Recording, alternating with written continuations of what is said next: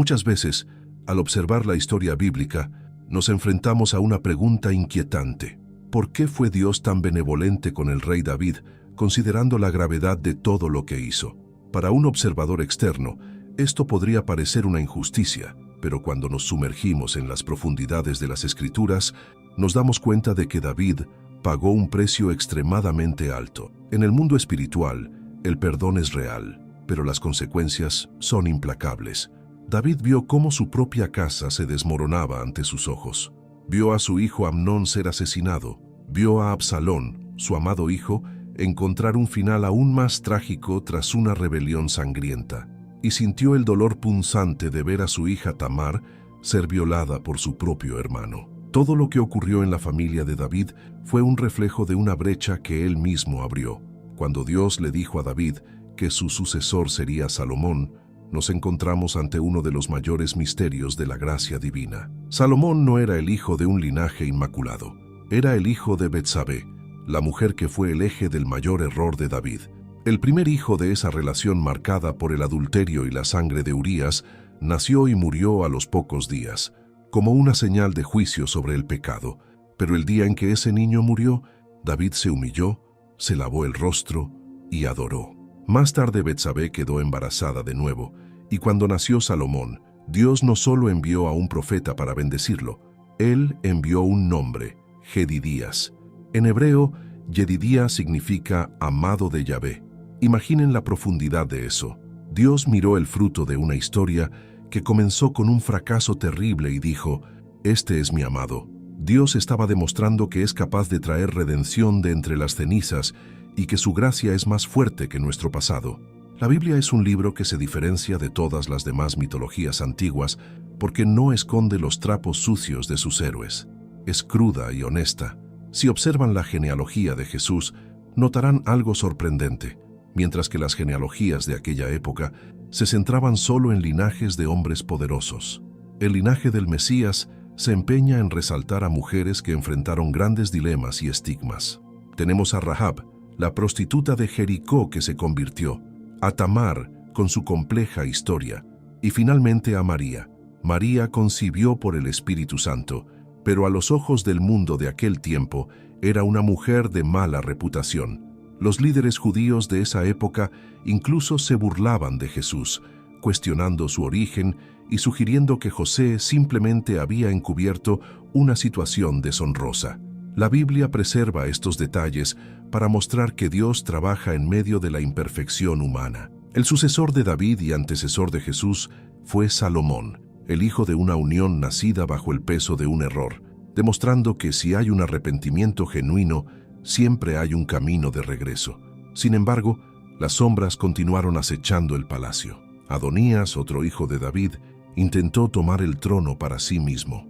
Comenzó a agitar a la población, a seducir a los líderes, e incluso logró obtener el apoyo de Joab, el capitán del ejército que había acompañado a David durante décadas, pero que a menudo actuaba en contra de la voluntad del rey. David, ya anciano y desgastado, necesitaba actuar antes de su muerte. Llamó a Salomón y lo instruyó sobre los peligros que lo rodeaban. Salomón asumió el reino muy joven, tal vez a los 15 o 16 años, mientras que Adonías era un hombre adulto y astuto. Adonías intentó un último golpe maestro, buscó a Betsabé y le pidió que intercediera ante Salomón para que le permitiera tener a Abisag. Abisag era la joven que cuidaba de David en su extrema vejez. En ese contexto cultural, poseer a una mujer o concubina del rey era un acto simbólico de asumir su poder. Quien se quedara con Abisag estaría, en la práctica, reclamando el trono de Israel. Adonías intentó engañar a Betsabé con una petición que parecía romántica, pero Salomón, con la sabiduría que Dios le había dado, percibió la traición. Entendió que su hermano no quería una esposa, quería la corona. El destino de Adonías fue el reflejo final de la destrucción que el pecado de David con Urías sembró en su linaje. El perdón estaba allí, pero el precio espiritual se cobró hasta el último centavo. Pero ¿por qué David, con tantos errores, fue llamado el hombre conforme al corazón de Dios? ¿Qué lo diferenciaba de hombres como el rey Saúl? La respuesta no reside en la ausencia de errores, sino en la naturaleza de su arrepentimiento. David era un hombre de hace 3000 años, un guerrero sangriento, alguien que vivió en una época donde la fuerza bruta era la ley. No era un caballero moderno, era un hombre rudo de su tiempo. Sin embargo, cuando se volvía a Dios, algo extraordinario sucedía. A diferencia de Saúl, que siempre tenía una excusa preparada, David se quebrantaba. Cuando confrontas a alguien que ha actuado mal y empieza a justificarse, a dar excusas, a decir, no fue exactamente así, te das cuenta de que su corazón todavía está endurecido. Saúl era así, siempre culpaba al pueblo o a las circunstancias. David no.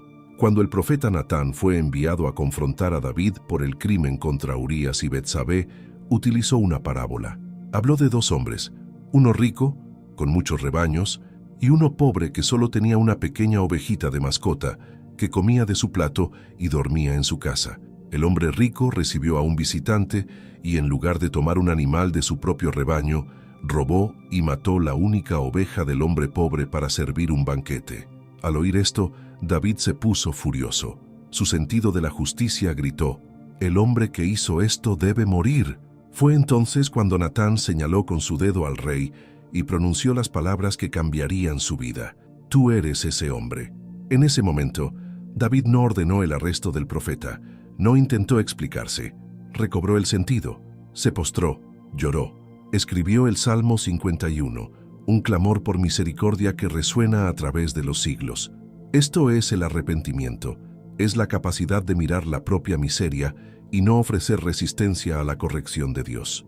David tenía una pasión por Dios que sobrepasaba el entendimiento. Buscaba al Señor 7 veces al día, se postraba ante el tabernáculo, donde el arca de la alianza estaba guardada bajo cortinas de lino. Los estudiosos dicen que, al atardecer, las sombras de los querubines que estaban sobre el arca se proyectaban fuera de la tienda, y David buscaba acostarse exactamente donde caía esa sombra, como si quisiera ser cubierto por la misma presencia divina. Era capaz de actos de furia, como cuando decidió que mataría a Nabal y a toda su casa, porque Nabal le negó comida y lo insultó. David estaba listo para la masacre, pero fue interrumpido por la sabiduría de Abigail, la esposa de Nabal. Cuando Abigail se postró ante él y le recordó quién era él ante Dios, David tuvo la grandeza de detenerse, reconoció la sabiduría en ella y le agradeció por evitar que cometiera una injusticia. Esta dualidad hace de David alguien con quien podemos identificarnos. Todos somos pecadores. Cada día enfrentamos nuestras propias guerras y fracasos. Lo que Dios no soporta no es al pecador, sino a la persona que se cree mejor que los demás, aquella que no reconoce su propia necesidad de gracia.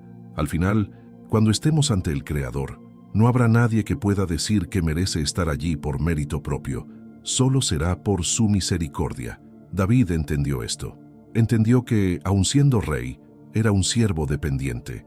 Debido a esa entrega, Dios prometió que nunca faltaría un descendiente suyo en el trono. Jesucristo, el león de la tribu de Judá, es el cumplimiento final de esa promesa.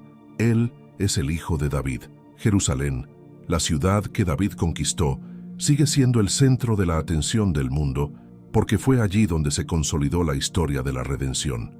Es un lugar donde la presencia de Dios se siente de manera diferente, una ciudad que el enemigo odia, porque sabe que es allí donde el rey volverá. La historia de David nos enseña que el secreto no es nunca caer, sino saber ante quién postrarse cuando la caída sucede.